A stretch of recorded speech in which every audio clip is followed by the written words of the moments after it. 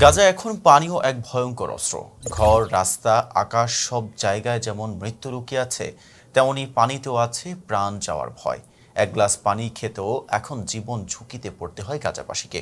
পানি খোঁজা, পানি আনা কিংবা সরবরাহ করাই এখন হয়ে উঠেছে এক ধরনের যুদ্ধ।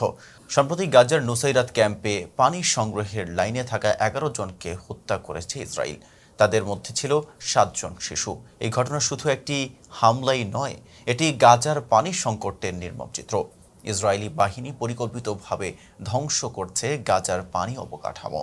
85% বেশি পানি ও স্যানিটেশন ব্যবস্থা এখন অচল। ধ্বংস হয়েছে কূপ, পাইপলাইন এবং পানি পরিশোধন কেন্দ্র। পানি কর্তৃপক্ষের গুদামেও হামলা চালিয়ে ধ্বংস করা হয়েছে মেরামতের যন্ত্রপাতি। 21 জুলাই রিমাল এলাকায় একটি পানি পরিশোধন প্ল্যান্টে হামলায় 5 জন নিহত হন। এই প্ল্যান্টটি ছিল হাতে গোনা কার্যকর পানির উৎসগুলোর একটি। গাজায় পানি সরবরাহের সব পথ এখন বন্ধ হয়ে যাচ্ছে। বাধ্য হয়ে মানুষ ঘন্টার পর ঘন্টা লাইনে দাঁড়ায়। কেউ কেউ সেই লাইনে দাঁড়িয়েই মারা যায়। পানি সরবরাহে নিয়োজিত কর্মীরাও আজ লক্ষ্যবস্তু। পানির গুণগত মানও ভয়ঙ্করভাবে নেমে গেছে। স্থানীয় সাংবাদিক আহমদ আবু শাইশ কূপের পানি খেয়ে হেপাটাইটিসে আক্রান্ত হন। শরীর হলুদ হয়ে যায়। তিনি তীব্র ব্যথা ও দুর্বলতার শয্যাশায়ী হয়ে পড়েন। স্বাস্থ্য মন্ত্রণালয়ের তথ্য অনুযায়ী অপুষ্টি ও পানির অভাবে মারা গেছে অন্তত 116 জন। তাদের অনেকেই শিশু। পানির অভাবে ছড়াচ্ছে কলেরা, হেপাটাইটিস সহ নানা রোগ। প্রতিদিন বাড়ছে মৃত্যুর সংখ্যা। ইসরায়েল গাজার উপকূলীয় অঞ্চলকে সামরিক নিষিদ্ধ এলাকা ঘোষণা করেছে।